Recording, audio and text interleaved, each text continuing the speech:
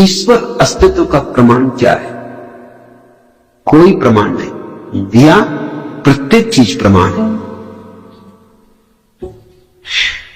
तर्क की दृष्टि से तो कोई प्रमाण नहीं, क्योंकि परमात्मा तर्कातीत है। न तो तर्क से कोई सिद्ध कर सकता, उसे न कोई असिद्ध कर सकता। और ख्याल रखना, जो तर्क से सिद्ध हो सकता है वह तर्क से असिद्ध भी हो सकता है। परमात्मा ना तो सिद्ध होता ना असिद्ध होता,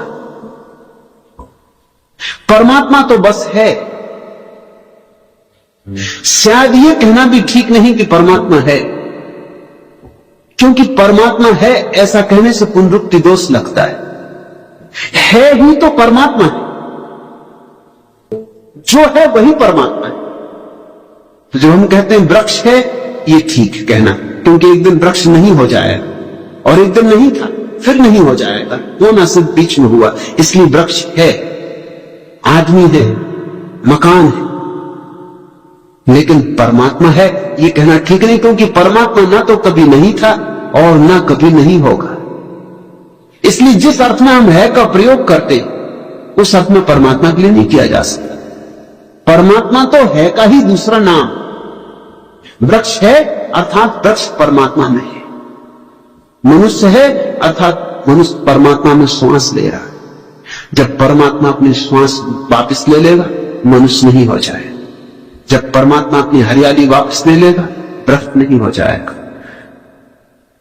तो एक अर्थ में कोई प्रमाण नहीं, तर्क के अर्थ में, अस्तित्व के अर्थ में उसका ही प्रमाण सब तरफ। ये खड़े वृक्ष, ये गिरती धूप, ये पक्षियों की आवाज, ये मेरा तुमसे बोलना, ये तुम्हारा यहां चुप मौन आनंद मग्न हो सुनना, ये सब में प्रमाण।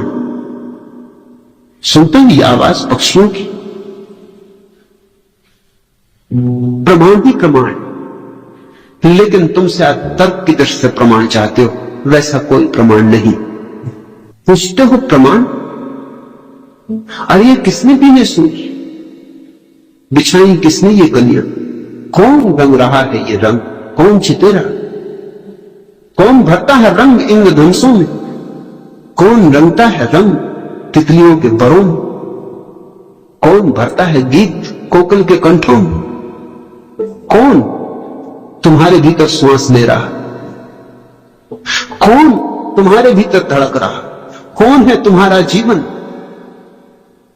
और तुम पूछते हो प्रमाण परमात्मा, यह सब परमात्मा है, परमात्मा के अतिरिक्त और कुछ भी नहीं। जो है परमात्मा उसका ही दूसरा नाम है। मैं परमात्मा को और अस्तित्व को अलग अलग नहीं तोड़ता। पुराने धर्मों ने यह भूल की थी, इस भूल का बड़ा दुष्परिणाम हुआ। पुराने धर्म संसार को तोड़ देते हैं परमात्मा से अलग, फिर सवाल उठता उसका प्रमाण कहां है। स्वाभाविक सवाल है, संसार तो है नहीं परमात्मा, फिर परमात्मा कहां है। फिर अड़चन खड़ी होती, फिर आकाश में हाथ उठाने पड़ते, हाथ झूठे। मैं तुमसे कहता हूं परमात्मा अस्तित्व है, इससे पार नहीं, इसी में छिपा है, इसी में गुथा है। यही खोजो, अभी खोजो। तुम पत्ते पत्ते में उससे हस्ताक्षर पाओगे, तुम पत्थर पत्थर में उसे छिपा हुआ पाओगे। जीसस का वचन है, उठाओ पत्थर को और तुम मुझे छिपा पाओगे, तोड़ो लकड़ी को और तुमने मुझे तोड़ दिया। और तुम प्रमाण पूछ रहे हो, और प्रमाण देने वाले लोग हुए और उनके सब प्रमाण व्यर्थ थे। कोई प्रमाण कारगर नहीं। अब तक जितने प्रमाण दिए गए परमात्मा के, सब दो कोड़ी के। जैसे कोई कहता है कि हर चीज को बनाने वाला होना चाहिए, इतना बड़ा जगत तो इसका बनाने वाला कोई होगा, मगर उसका प्रमाण आत्मघात कर लेगा। नास्तिक के सामने जाते ही हाथ पर उसके लंगड़ा जाएंगे, क्योंकि नास्तिक कहता है अगर हर बनाने वाले का, हर बनाई गई चीज का बनाने वाला होना चाहिए, अगर संसार को बनाने के लिए परमात्मा चाहिए, तो फिर परमात्मा को किसने बनाया। बस उसने अटका दी तुम्हारी फांसी। परमात्मा को किसने बनाया। तुम नाराज होने लगे, कि नहीं परमात्मा को किसी ने नहीं बनाया, तो नास्तिक कहता जब परमात्मा बिना बनाए हो सकता है तो संसार क्यों नहीं हो सकता? टूट गया तर्क, पोचा निकला।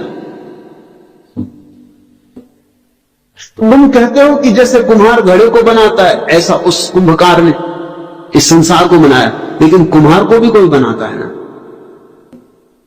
या कि कुम्हार बिना बनाया होता। अब फंसे मुश्किल में, तो तुम्हारे उस बड़े कुम्हार को किसने बनाया? ये प्रमाण कुछ काम नहीं आते, ये बच्चों को समझाने की बातें हैं, इनसे कोई जीवन क्रांतियां नहीं होती। इसलिए मैं प्रमाण नहीं देता, मैं तो अनुभव देता हूं। मैं तो कहता हूं आओ मेरे पास, बैठो गुपचुप, गाओ नाचो, और किसी दिन अचानक तुम पाओगे कौन गई उसकी बिजली। कब कौन जाए कुछ कहा नहीं जा सकता है, उसकी कोई भविष्यवाणी भी नहीं हो सकती। अनायास आता है वह अतिथि, अचानक द्वार पर खड़ा हो जाता। जिस क्षण तुम्हारी पात्रता होती, जिस क्षण तुम निर्मल होते हो, शांत होते हो, उसी क्षण घटना घट जाती। फिर कोई प्रमाण नहीं चाहना पड़ता, फिर तुम स्वयं ही प्रमाण हो जाते हो। तुम्हारा अनुभव ही प्रमाण हो सकता है और कोई चीज प्रमाण नहीं हो सकती। बता दो किसने भी नहीं सुन बिछाई, किसने ये कलियां आज तक।